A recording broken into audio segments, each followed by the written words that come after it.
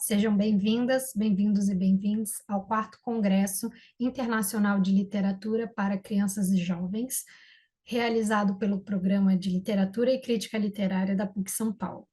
Meu nome é Laís e eu sou doutoranda pelo programa, e antes da gente começar, eu gostaria de fazer uma breve audiodescrição minha. Eu sou uma mulher branca, tenho os cabelos castanhos e bem curtos, tenho os olhos verdes, estou utilizando um batom bem vermelho, estou vestindo uma blusa preta por baixo de um blazer estampado. Agora eu gostaria de receber a nossa convidada, que é a Cecília Vasconcelos. A Cecília é psicóloga formada pela Universidade Presbiteriana Mackenzie e doutoranda em Ciências Visuais pela Escola Paulista de Medicina. Possui pós-graduação em psicanálise pelo Instituto SEDES, além de ser especialista em clínica analítico-comportamental pelo Centro Paradigma de Comportamento Humano, possuindo formação em desenvolvimento humano de crianças e adolescentes pelo Instituto de Psiquiatria da FM-USP. É psicóloga institucional do Grupo Retina São Paulo e também trabalha em consultório particular. Ela também é palestrante nos temas diversidade e inclusão, capacitismo e modelos e conceitos da deficiência. Cecília, seja muito bem-vinda e muito obrigada por estar aqui com a gente hoje. Olá, pessoal, tudo bem? Eu que agradeço o convite, espero que vocês curtam bastante a entrevista. Que bom. Cecília, e a minha primeira pergunta para você é: ainda existe um tabu social muito grande e muita desinformação sobre a deficiência visual. Você tem baixa visão, né? O que muitas vezes as pessoas não conseguem entender e diferenciar de casos em que há uma perda total da visão. Você poderia falar um pouquinho mais sobre essa questão? Claro, com certeza. Primeiro eu vou fazer minha audiodescrição, né? Eu sou uma mulher ruiva, de pele clara, olhos castanhos, o nariz é um pouco altinho, assim, e fino. Os lábios são médios, os meus olhos são pequenos e puxados. Eu tô com uma blusa preta e com um colar e um brinco de canela, pau de canela por dentro. Para responder um pouquinho sobre essa questão da deficiência visual, eu sou uma pessoa com deficiência visual, então eu vejo os dois pontos de vista, né? O profissional e o pessoal, afinal, eu também trabalho com isso. Existe muita desinformação, as pessoas não entendem muito bem as variações dentro da deficiência visual, então elas têm aquela antiga ideia de que ou você é cego, totalmente cego, aí elas sempre imaginam, né, com um estereótipo do cego, como se todos os cegos fossem iguais e um estigma, né, uma marca negativa vinculada à pessoa cega. Ou você enxerga totalmente, né, não existe esse meio termo. Hoje em dia já melhorou bastante, existem muitas políticas afirmativas para essa população, muitas ONGs que tentam desmistificar essa ideia de que só existe a cegueira, mas a gente ainda tem um longo caminho aí a ser percorrido. E entender essas variações fica um pouco complexo. Então, eu tenho uma baixa visão que a gente já chama de cegueira, porque contar ela de maneira médica é muito difícil, né? É muito pouca visão residual, mas a gente chamaria de baixa visão porque eu ainda enxergo alguma coisa. Então, existe um limbo, né? Existe um meio termo aí de diferentes quantidades de visão que você pode ter até ficar cego, mas que é incomparável a uma pessoa que usa óculos e que enxerga normalmente. É outro grau de perda visual, né? Então, não é um comparativo com esse grau de perda que a gente imagina de usar óculos, mas também não chega a ser aquela cegueira que as pessoas imaginam que é você enxergar tudo preto. E aí vão tendo várias diferentes formas de perder a visão e o quanto que você vai estar enxergando no meio desse caminho. Muito interessante, muito obrigada, pela explicação. É realmente uma coisa que a gente não discute muito, né, e não tem muita informação sobre isso. E já que somos um congresso, né, de literatura, eu queria perguntar para você, qual foi o seu primeiro contato com a leitura? Ai, essa pergunta é bem interessante. Pessoas com baixa visão normalmente têm muita dificuldade de ler. Esse processo de alfabetização é sempre complexo. E normalmente tem dificuldade de ler porque a imagem demora para se formar na nossa visão, ou porque a gente está enxergando um pedaço de uma palavra, não está enxergando o resto, e aí você tem que ir lendo por pedaço, a sua leitura fica lentificada. Então, no começo, ler para mim era algo muito exaustivo, muito difícil, sei lá, uma página, eu demorava 30 minutos para ler. Tinha uma desinformação na época que eu era criança, e a escola não entendia que, a, vamos dizer, a lentidão para ler não estava relacionada a eu não saber ler, mas sim a eu não enxergar para conseguir ler numa velocidade que pessoas com uma visão preservada conseguem. Então, eu decorava o que eu tinha que ler quando faziam aquela, né, que você tinha que ler voz alta na sala. Eu decorava qual parágrafo ia ser o meu parágrafo de um texto, via quantas pessoas tinham antes de mim na sala, e aí eu lia, decorando, né? Porque daí eu tinha o tempo ali de ler com calma, da forma com que eu enxergava, e depois eu fazia né, decorava e lia para as pessoas, para que elas não achassem que eu não sabia ler, né? Então, o meu contato maior com a leitura sempre foi pessoas lendo para mim. Meu pai, minha mãe, minha irmã, depois meu noivo, quer dizer, na época era namorado, agora já é marido. Então, as pessoas sempre, amigos, as pessoas sempre leram muito para mim. Eu sempre fui acostumada a ouvir, né? O processo de leitura para mim ele é auditivo.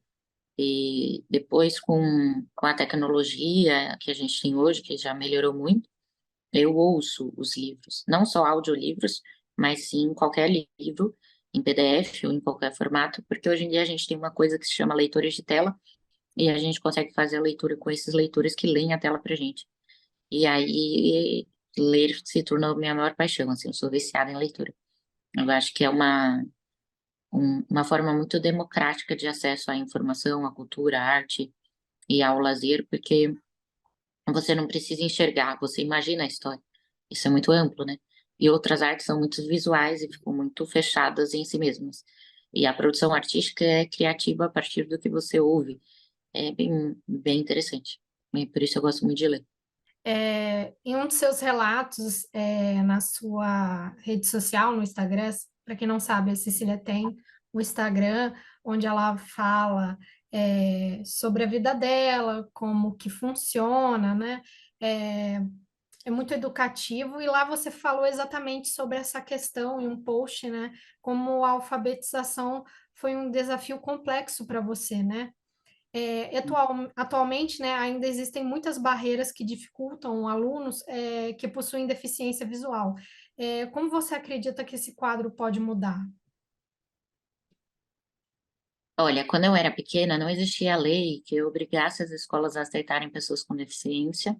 Logo depois essa lei surgiu, mas até isso virar prática demorou muito. Então, foi um pouco o caminho até eu conseguir estar em uma escola foi complexo. E a escola, por mais que os profissionais tivessem boa vontade, ainda não tinham o preparo para aquilo. Eu comecei muito mal na época de alfabetização, assim, eu não conseguia acompanhar. Foi o momento da escola que eu fui pior, assim, porque eu sempre fui ótima aluna. E aí o meu pai entendeu que a minha avó poderia me ajudar nesse processo, porque ela foi professora e a vida inteira alfabetizou crianças. Então, minha avó ia todo dia na minha casa depois da aula e eu tinha aula de alfabetização com ela. Foi muito importante para mim.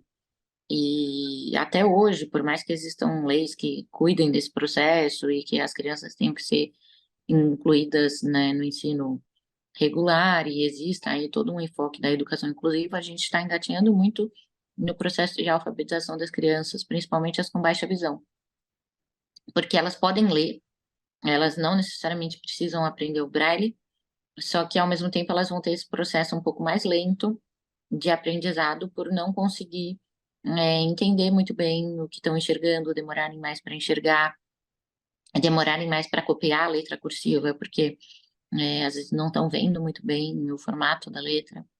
E se for uma criança cega ou quase cega e a gente tiver que adicionar essa questão do braille, é mais complexo ainda, porque as escolas não sabem o braille, e aí essa criança tem que fazer um contraturno em alguma instituição para aprender o braille. Os professores que estão dando aula para essa criança no ensino regular vão ter que ir atrás disso para poder acompanhar a criança, e aí às vezes mesclar, né, a leitura com o nosso alfabeto e a leitura com o braille. E a gente tem muito pouco serviço voltado a isso, tanto que tem alguns pedagogos que estão tentando buscar formas de ser, no mundo ser mais inclusivo, e a escola principalmente para pessoas com baixa visão e cegueira, mas esse é um campo que a gente está engatinhando muito ainda, mais do que a psicologia, até eu acho. Tem pouca coisa. E a gente está falando aqui sobre a leitura, mas como é o que é o seu relacionamento com a escrita, né? E qual é o significado dela para você? Legal. Eu sempre gostei muito de escrever. Eu gostava das aulas de literatura, de filosofia, de sociologia. Eu achava que escrever fazia com que você conseguisse expressar coisas que falando você não consegue. Então, eu sempre gostei de criar poemas ou frases, textos, crônicas que tivessem a ver com o que eu estava vivendo ou que conseguissem expressar ali o que eu estava sentindo. E aí eu sempre tive um caderno com essas anotações e tentava colocar tudo nesse caderno. O meu avô, ele era poeta, né? Escrevia muita poesia, ganhou alguns prêmios de poesia, assim. E ele sempre dizia, nossa, eu devia ter colocado isso num livro. E daí a gente ficava tentando compilar as coisas que ele já tinha escrito.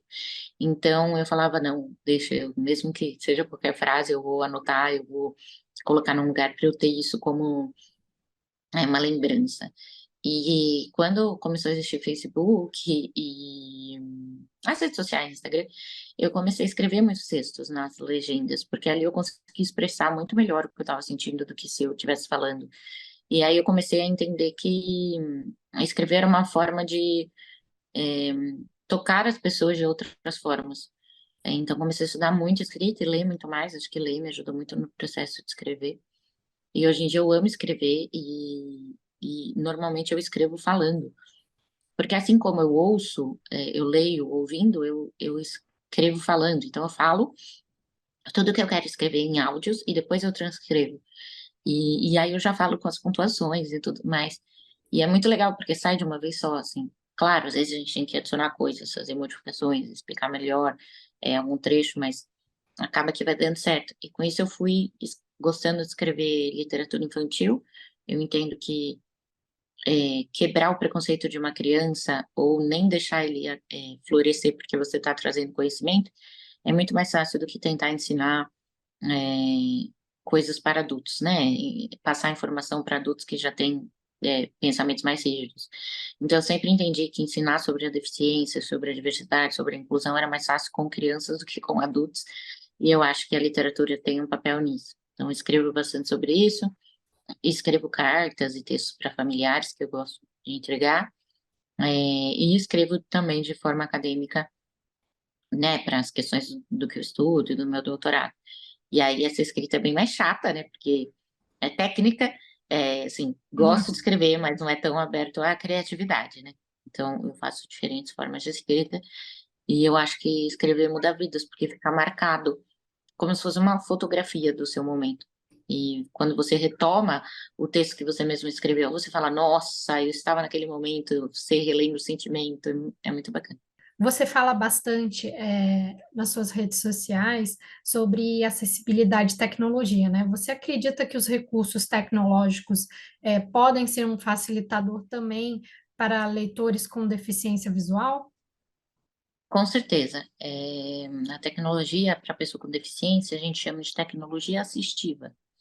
Essa tecnologia é uma tecnologia preparada para pessoas com deficiência, feita pensando nas dificuldades que as pessoas com deficiência têm. E eu acho que ela muda vidas, porque, como eu expliquei anteriormente, eu tinha muita dificuldade de ler e escrever, entre outras coisas. E eu dependia muito das pessoas por conta disso. Não que as pessoas não tenham me ajudado, é incrível, muita gente me ajudou na vida, não tenho o que reclamar. Mas às vezes não era no tempo que eu gostaria, né? E era bem mais complexo, demorava muito mais tempo, porque muitas vezes eu gravava o que a pessoa lia para mim, para eu ouvir depois, resumir, escrever. Então tinha um processo muito custoso. E a tecnologia quebra isso, né? A tecnologia faz a gente conseguir eh, ler sozinho, escrever sozinho, pensar sozinho, bloco de notas, né? Você trazer seus pensamentos sozinho, isso é muito bom. E isso é acessibilidade, porque antes, para eu ler algum livro, alguém tinha que ler para mim. Hoje em dia eu leio quantos livros eu quiser.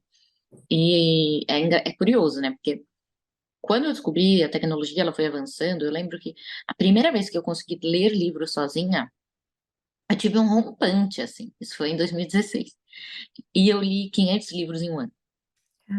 Assim, Caramba! eu falei, muito louco. Eu falei assim, o quê? Agora eu posso ler o que eu quiser, a hora que eu quiser. E eu virei vício, assim, vício mesmo. Eu li 500 livros em um ano. Claro, eu amo ler, tá? Mas agora eu leio como uma pessoa com outras coisas a fazer na vida. Mas em 2016 eu li 500 livros. Porque eu falava, não acredito que eu posso ler, eu quero ler tal autora. Daí eu lia todos os livros daquele autor. Aí eu quero ler não sei o que, eu lia. E assim, freneticamente. É como se eu estivesse tirando um atraso, assim. Então, acho que a tecnologia é muito importante e acessibiliza aí a leitura escrita para todos. Uhum, é isso Cecília, aí. eu só tenho que te agradecer por você estar compartilhando suas vivências, o seu conhecimento aqui com a gente, que é muito importante. É, você gostaria de deixar aqui o seu contato, as suas redes sociais? Fica à vontade. Sim. Eu que agradeço. É muito bacana poder participar aqui. Gosto muito de escrever. Acho que a escrita muda vidas e a leitura também. Acho de verdade que essa é a forma de cultura e lazer, e arte mais acessível às pessoas com deficiência visual. E se vocês quiserem saber mais sobre essa temática e verem aí o meu trabalho, né, em diferentes frentes, vocês podem me seguir no Instagram. Meu Instagram é Cecília Vasconcelos, com dois L's, Psi, de psicóloga, PSI. Lá vocês vão ver todos os trabalhos que eu tenho. E eu espero que vocês gostem e aprendam bastante e possam trocar comigo pelas redes sociais. Cília, obrigada mesmo de coração. E agradeço a todos que nos acompanharam e fiquem ligados, porque a gente ainda tem muita coisa que vai acontecer na programação do Congresso. E até a próxima. Muito obrigada. Tchau, tchau. Até.